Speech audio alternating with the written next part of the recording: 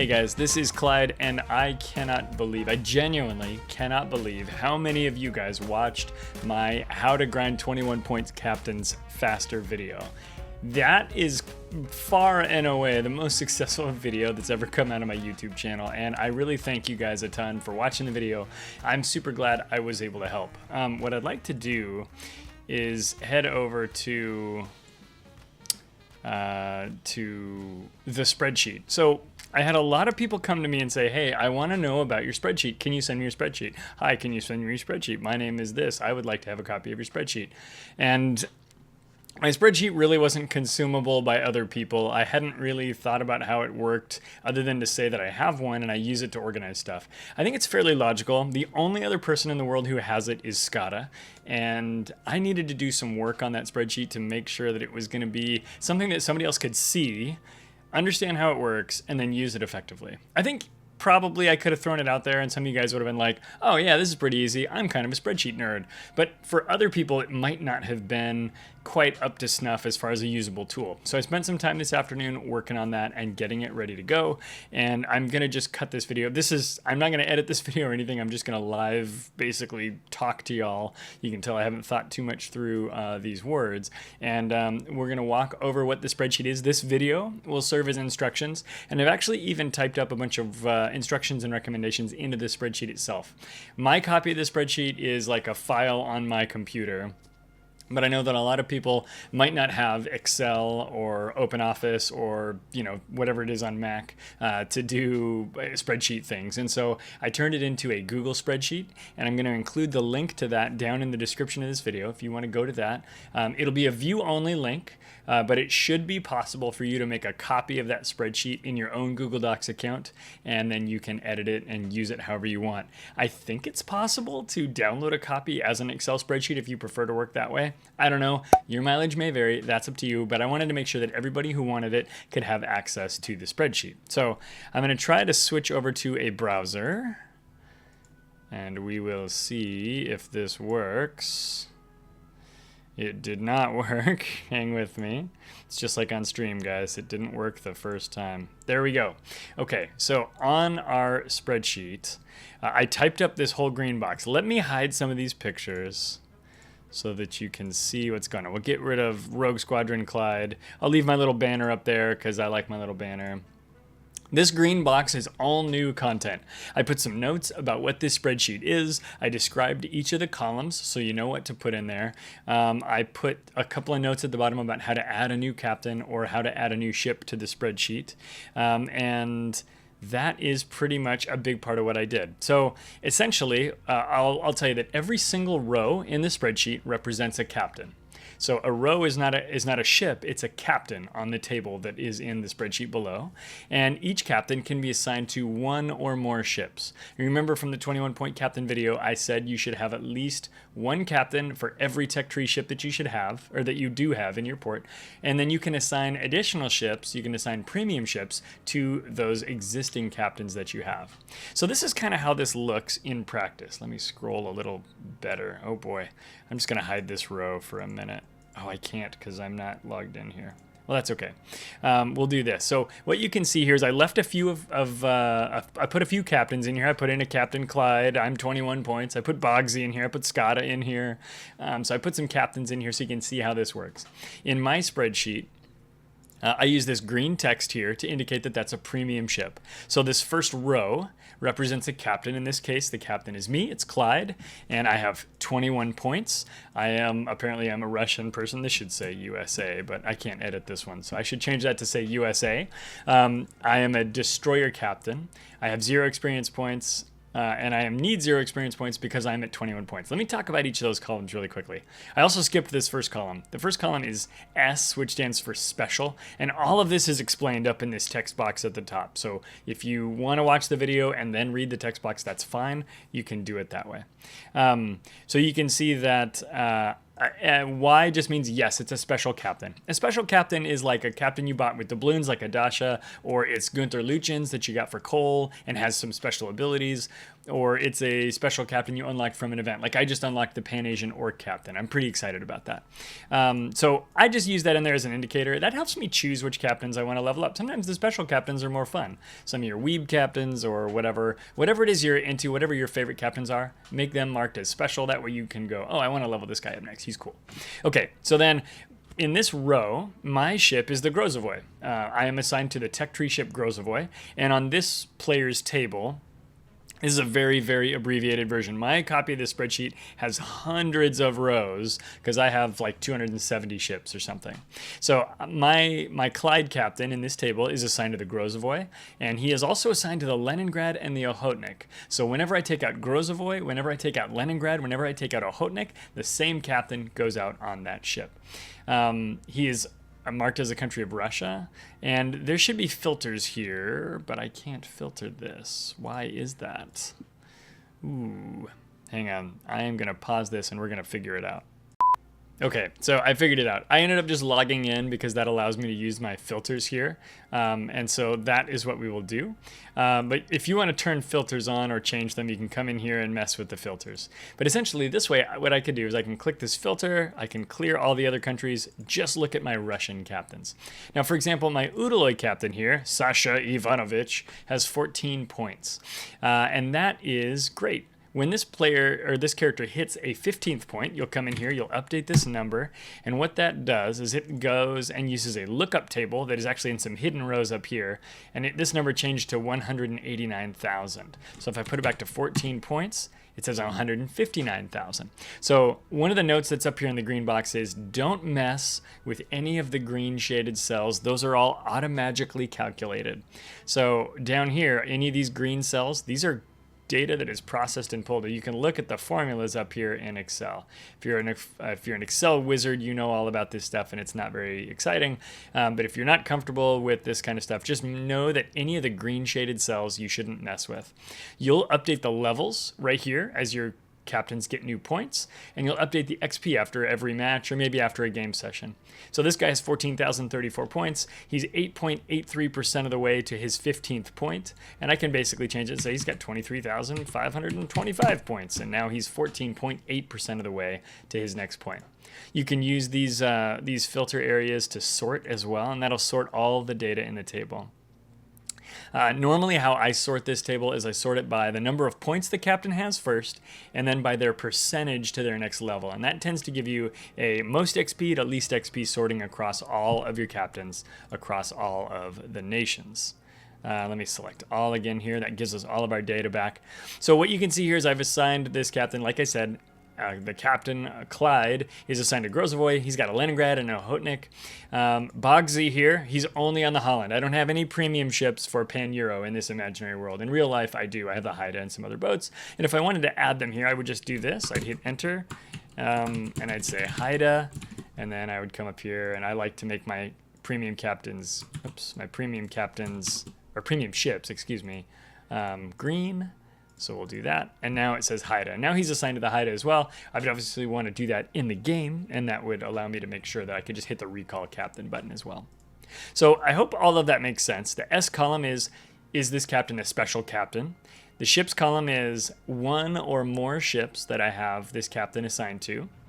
And when you go through this process and assign all your ships to all your captains, you may find that you have more captains than you need. And if that's the case, you can dismiss those other captains. If you have a lot of silver, you can grind them into a powder and get extra captain XP. Or if you want to spend dubs, you can. I think it's kind of expensive and I don't always recommend it, but it's a thing you can do. Or you can just dismiss them to get them out of your reserves. I wouldn't dismiss them all rapidly if I didn't have to. I would probably save them and leave them here unassigned to a ship, but put them in this table. And then if I ever got more silver and I could afford to grind them up, I would grind them up. You can't get them back once you've dismissed them, right? So if you can hang on to them until you can afford to turn them into captain powder, that's probably a good idea. Plus, you might get another ship for that nation, and maybe you want to keep an extra 10 or 12 point captain sitting there in reserves just in case. Again, the points column is how many points does this captain have. Whatever number you put in here will be used in a lookup table to figure out what will automatically be populated in the XP needed to get to the next level column. The captain is just the captain's name. If you have two captains that have the same name, you're going to want to put some note on there that explains that they're different. So for example, this Kiev captain is a Dasha Perova captain. I put Dasha Perova R. If you had a Dasha Perova that was German, you might put Dasha Perova G for Germany. If you have more than one for a given country, like I do in some of mine, it might say R1, R2, R3, because you need to uniquely identify those captains in this spreadsheet. And that'll become clear as we look at the other tab. Next column is the country. Just put the country that the captain plays for in here. And then you put the target, the tier 10 target. This column is kind of interesting. So when you're leveling up your ships, a lot of times what people will do is they'll take a captain and they'll move that captain along as they unlock new ships in that line. So you might have a Nevny captain that you push to the Minsk, that you then push to the Kiev, that you then push to the Tashkent, that you eventually put on the Khabarovsk, and will eventually move to the Delny when that ship comes out. The captain that's going to be your tier 10 captain, you should pick that captain early. And in my opinion, you should build that captain for the tier 10 ship as you're leveling them up to save money on retraining costs. We can talk more about this maybe in another video, but essentially, if there's text in this column, it means that captain is destined to be the captain of a tier 10 ship. If there's no text in that column, like this guy for the Budyonny, for example, Vladimir Shevelev, that means this guy's going to stay on the Budyonny for the rest of his career, and we don't need to worry about it. What you can do with this that's kind of interesting is you can deselect the blanks. And now I'm only looking at the captains that are going to be my tier 10 captains. So I use this feature a lot when I'm planning on selecting another captain to be my next 21-point captain. I'll sort them by experience points, and then I'll say, and then I'll get rid of anybody who's not destined for a tier 10 ship, because really those are the captains I care the most about. And I can use this filter to focus and make the list a little bit shorter and just look at the ones that are destined for those tier 10 ships by having marked, by basically filtering out the blanks in this option. So if you did a combination of those things, say you wanted to filter down to your Russian captains and then down to just the ones that are destined, you want to make sure that you don't ever have two destroyer captains or two battleship captains or two whatever. Now, the Russian line is a little bit different because it has a destroyer split, for example, and there's a bunch of countries that have this. So the Grozovoy here is for the destroyers, and the Kiev is going to go up to the Khabarovsk. He's going to go to the destroyer leader category. So we have DDL. I don't think that's a real naval designation, but it's what I decided to call it in my spreadsheet. You can call it whatever you want. And then we have heavy cruisers for the Des Moines. This is supposed to be filtered by Russians. Oh, I still have USA in there. I've got a light cruiser for the shores. He's eventually going to get up and be on the Dmitry Donskoy. And then if I also had somebody working on becoming a Petro captain, they could be there. Again, I deleted a bunch of my captain data out here so you didn't have to. If we look at my actual copy of the spreadsheet, there's a ton of captains in here that are assigned to non-tier 10 ships. And you can see that I put some in here just as an example. Again, these last two columns, they are shaded in green, and that means that they are automatically calculated, and you don't want to type data in here. Look, it's a formula. It's not just this number. So leave these alone. Don't touch them if you don't have to. If you wind up with more than, let me scroll all the way down here to the very bottom, more than 323 captains, you'll have to insert new rows. And if you do that, like this, say I inserted a new row above, you can see it doesn't have the little dashes here. If you want to copy these formulas down there, you just select the two of them, hit Control-C for copy, then click there and click Control-V for paste, and now you've got a new row. 323, 324, it's a lot of captains. You shouldn't have to do that, especially if you're following the guidance of have as few captains as possible. Make sense? Capiche. Okay, there's instructions in here. I just talked about it a whole bunch on this video. I want to go to the other tab. You can't see, but behind me, there is a, can I do this? Yeah, look at this. There's a tab right there that shows there's a captain's tab and a ships tab. So I'm going to click on the ships tab. I'm going to pull this back down. There we go. We'll put it right there. This ships tab is designed to help you identify whether or not you have captains assigned to all the ships that you own. Some people find this tab useful, me, And then after a little while, I decided I didn't need it that much. But when I was first setting this up, I found it really useful. So I put some instructions up here that kind of explain how this works. But essentially what you want to do here is make sure that every ship that you own is on this tab, and any of the ships that are in this giant table of ships that I put in here that you don't own, just delete them. Because what'll happen is for any of the ships that are in this column, in this ships column, that you have allocated or assigned on the captains tab, it will go and pull the nation information and the name of the captain and put them on this spreadsheet.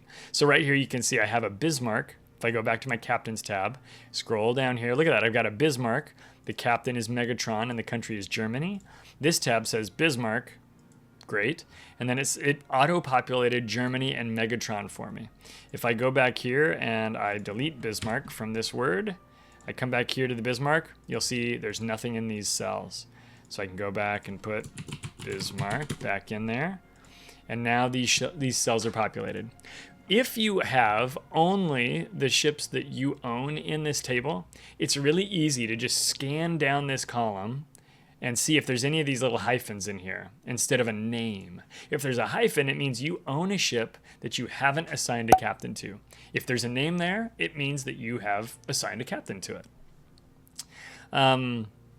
Obviously, this table right here has a ton of ships in it, and my mock version of the spreadsheet only has 12 ships over here. So you can...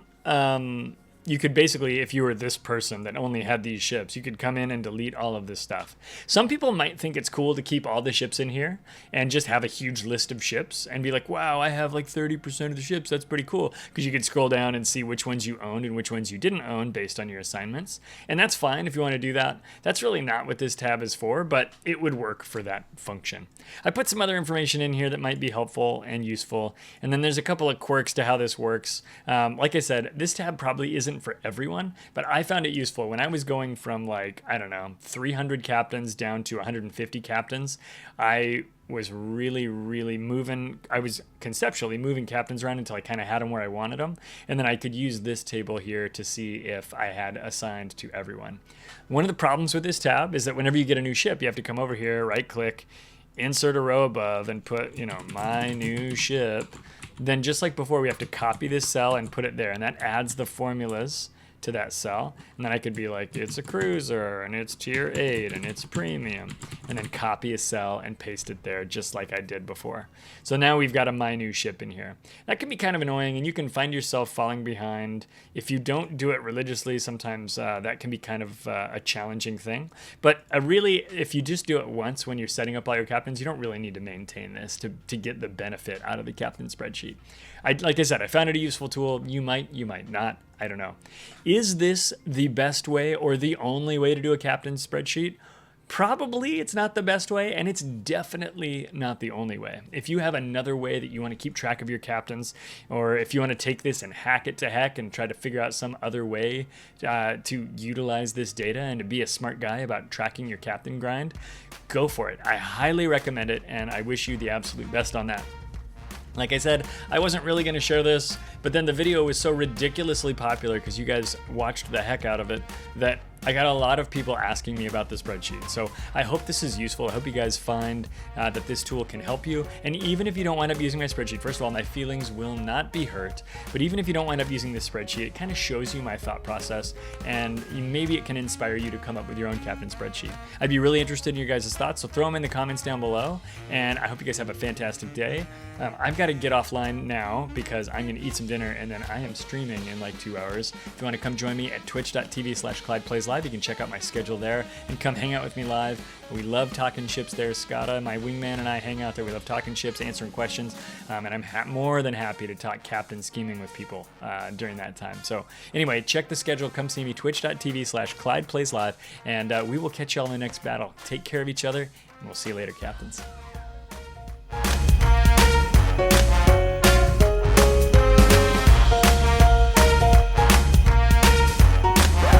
Edit this. Man, this is freaking annoying.